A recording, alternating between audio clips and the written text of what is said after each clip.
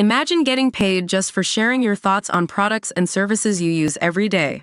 With Survey Junkie, it's that simple. Click on the link in the video description to discover how you can start earning today by taking surveys. Thousands of Aussies are set to be hit with a steep bill and more frustrating red tape under an Albanese government climate change plan. Treasurer Jim Chalmers is forcing up to 8,000 small and medium-sized SME businesses, as well as not-for-profits, to conduct expensive and time-consuming audits to assess climate risks, despite his own department estimating that 95% of them don't even need to do it. The impost is part of climate change compliance legislation that Dr. Chalmers put before Parliament earlier this year as part of the climate reporting bill.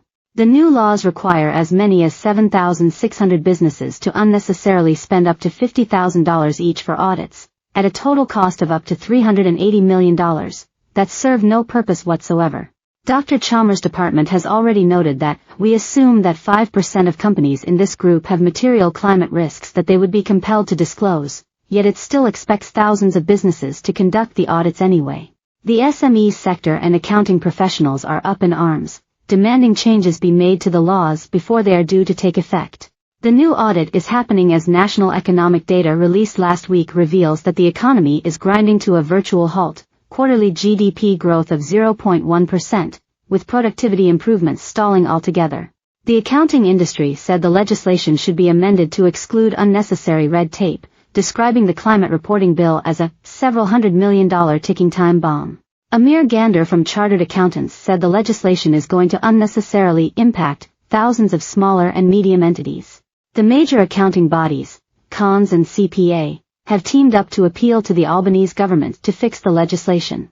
It comes at a time when the accounting industry is also warning of a shortage of auditors within the profession, with the government's recent draft skilled visa recommendations failing to include auditors in Category 1 for approved entry to help plug employment gaps. While auditors stand to financially benefit from the extra red tape the Albanese government is introducing, because they would be the ones carrying out the unnecessary and expensive work, an industry survey conducted in April this year still found that 88% do not support the new laws applying the way that they do, and 84% don't think the businesses impacted will be ready to comply by the due date.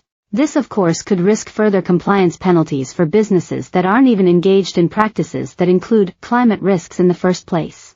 Mr. Gander described the situation as untenable. It not only wastes limited financial resources, it also stymies critical will to participate, he said. The opposition has pledged to look at the situation if it is elected, and make the changes necessary to reduce red tape and avoid the unnecessary financial burden Labour is imposing on businesses and not-for-profit organizations.